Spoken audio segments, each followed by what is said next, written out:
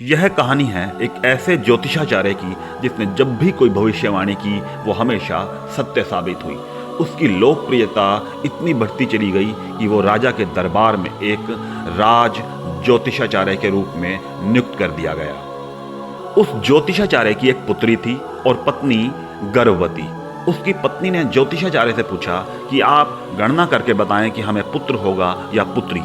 ज्योतिषाचार्य ने गणना की और अपनी धर्म पत्नी को बताया, हमें अवश्य ही एक पुत्र की प्राप्ति होगी। और हुआ भी ऐसा ही। ज्योतिषाचार्य के पास दाई दौड़ी दौड़ी आती है और बताती है, बधाई हो, आपको पुत्र रत्न की प्राप्ति हुई है। ज्योतिषाचार्य बहुत खुश हुआ। उसने अपने पुत्र की कुंडली बनानी शुरू की और गणनाएं शुरू कर दी। लेकिन वह बहुत दुखी हुआ यह जानकर कि यह बच्चा कुल का नाश कर देगा।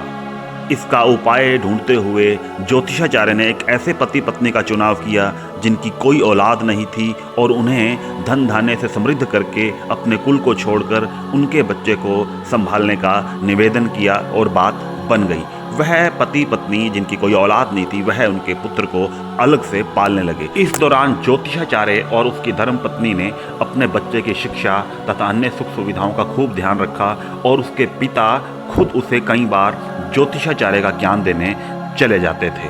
और जैसे जैसे वक्त बीतता गया उनका पुत्र भी एक महान ज्योतिषाचार्य के रूप में विख्यात होने लगा। उस ज्योतिषाचार्य के पुत्र की ख्याति इस हद तक फैल गई कि लोग कहने लगे कि यह पुत्र अपने पिता से भी अधिक प्रतिभाशाली है। और राजा ने राज ज्योतिषाचार्य के पुत्र के भी ज्ञान की परीक्षा लेने का निर्णय किया और अपने राजभवन में बुलाया और उसके पुत्र से ऐसे ऐसे सवाल पूछे और उनके सटीक उत्तर सुनकर राजा जी बेहद प्रभावित हुए और उन्होंने निर्णय लिया कि अब इस राज्य में एक नया ज्योतिषाचार्य नियुक्त कर दिया जाना चाहिए। लेकिन सभी राज दरबारियों ने सलाह दी कि पहले आपस में इनका एक निर्णायक प्रतियोगिता करा दी जाए ताकि हमें पता चले कि कौन ज़्यादा बेहतर है और इस राज्य का ज्योतिषाचार्य बेहतर ही होना चाहिए। क्योंकि उस जमाने में वर्षा पर ही राज्य की सुख समृद्धि निर्भर रहती थी, तो राजा जी ने निर्णय लिया कि हम ऐसे सवाल पूछेंगे जो वर्षा से संबंधित हो और प्रतियोगिता का दिन तय कर दिया गया। प्रतियोगिता में दोनों ही ज्योतिषाचार्यों से एक सवाल पूछा गया कि बारिश कब होगी और दोनों ही ज्योतिषाचार्य ने गणना की, जिसमें राज ज्योतिषाचार्य ने बताया कि फलाना दिन 11:30 से पहले ही हमारे राज्य में वर्षा हो जाएगी। लेकिन उनके पुत्र से जब यह बात पूछी गई तो उसने कहा 11:30 के कुछ क्षण बाद ही बारिश होगी, उससे पहले नहीं होगी। मामला बिल्कुल नज़दीकी था और कुछ क्षणों का ही फासला था। लेकिन उस दिन का इंतज़ार किया गया और 11:30 बजने के बाद कुछ ही क्षण में बारिश की बूंदें जमीन पर गिरने लगी।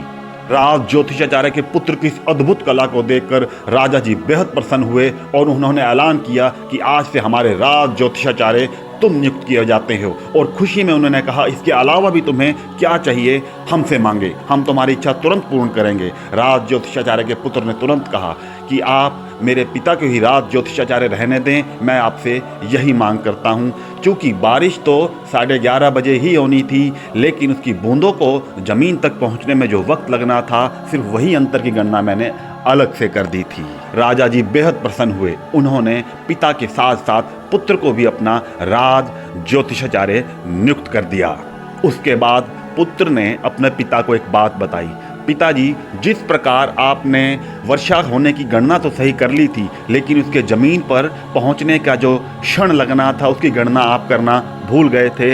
इसी प्रकार जब मेरा जन्म हुआ था, दाई ने मुझे संभाला, मुझे नहलाया और मुझे अपनी माता के पास सौंपा और आपके पास संदेश देने आई कि पुत्र हुआ है। इस दौरान बहुत सारा वक्त चला गया था और उन क्षणों की गणना आपने नहीं की थी।